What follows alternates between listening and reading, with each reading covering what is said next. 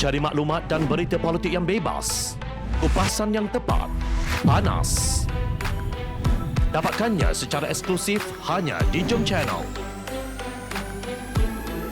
Komitmen kami, pentasan berita Isnin hingga Jumaat. Berbicara dan isu semasa, kami garapkan secara langsung. Panel-panel berkaliber dan profesional. Interaktif, pandangan anda kami raikan. Jangan lupa bersama kami di setiap hujung minggu dalam edisi khas mingguan. Jom Channel, moving forward, sharing a new experience.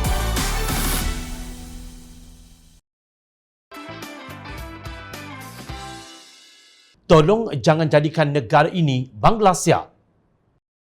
Menteri Sumber Manusia Datuk Seri M. Saravanan berkata kerajaan tidak akan membenarkan lebih ramai pekerja asing masuk bekerja di negara ini bagi menampung keperluan dan permintaan di sektor mendesak khususnya industri, pembuatan dan juga perdagangan. Malah katanya kementeriannya sudah melaksanakan pelbagai langkah untuk menarik pekerja tempatan mengisi kekosongan pekerjaan yang sebelum ini dimonopoli pekerja asing.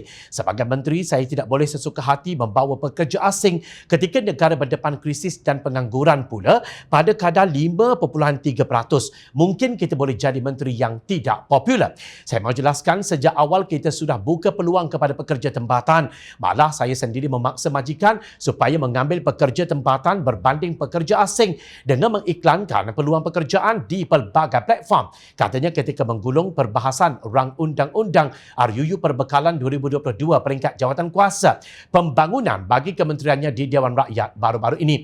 Dia berkata buat masa ini kerajaan menerusi jawatan kuasa khas pengurusan pandemik COVID-19 sudah meluluskan secara dasar kemasukan 32,000 pekerja asing bagi memenuhi keperluan hanya di sektor perdagangan dengan pematuhan prosedur operasi standard SOP baharu. Sekiranya kita berjaya mengikut SOP, maka kita akan teruskan membenarkan sektor tertentu dalam masa terdekat. Dalam jangka panjang, kita mahu majikan beralih kepada automasi. Ini penting. Cabaran masa depan negara bukan pasca COVID-19, tetapi revolusi industri 4.0, di mana kita hidup dalam dunia yang kita mungkin tidak dapat bayangkan. Jadi, contohnya, di sektor perdagangan mungkin Kurani yang mengutip data dan juruwang. Kenapa kita perlu bagi lagi kepada pekerja asing sedangkan ia boleh diberi kepada pekerja tempatan katanya. Mengenai isu kuartus pekerja berpusat atau CLQ pekerja asing. Beliau berkata sejumlah 22,000 CLQ akan dibina di negara ini mengambil kira kapasiti lebih 1 juta pekerja asing di negara ini. Kita beri peluang majikan bina dan kita akan pantau melalui sistem khas. Contohnya kalau kapasiti CLQ itu 1,000 pekerja sahaja, kita akan lihat penggunaannya kurang dari 1,000 atau lebih. Dalam tempoh 10 tahun akan datang pekerja asing yang tidak berada di CLQ. Maka kita boleh letakkan dia mungkin pekerja asing tanpa izin katanya. Dunia yang tidak dapat kita bayangkan sekarang ialah bilangan pekerja asing yang mengatasi bilangan pekerja tempatan. Ini kerana bilangan pekerja asing sekarang bukan hanya lebih 1 juta orang. Tetapi sejak tahun 2016, bilangan mereka sudah lebih 3 juta orang. Ini tidak termasuk mereka yang telah tamat kontrak tetapi tidak kembali ke tanah air masing-masing. Puncanya ramai di kalangan mereka dibawa masuk secara haram. Penemuan kem sementara di Wang Kelian dan 139 kubur itu sebagai salah satu daripada bukti celaka yang sehingga hari ini cuba ditutup oleh pihak berkuasa. Menurut sebuah badan bukan kerajaan, Fortify Rights, tiada rakyat Malaysia yang didakwa berkaitan 139 kubur tersebut walaupun 4 warga negara asing telah disabitkan kesalahan dan dipenjara.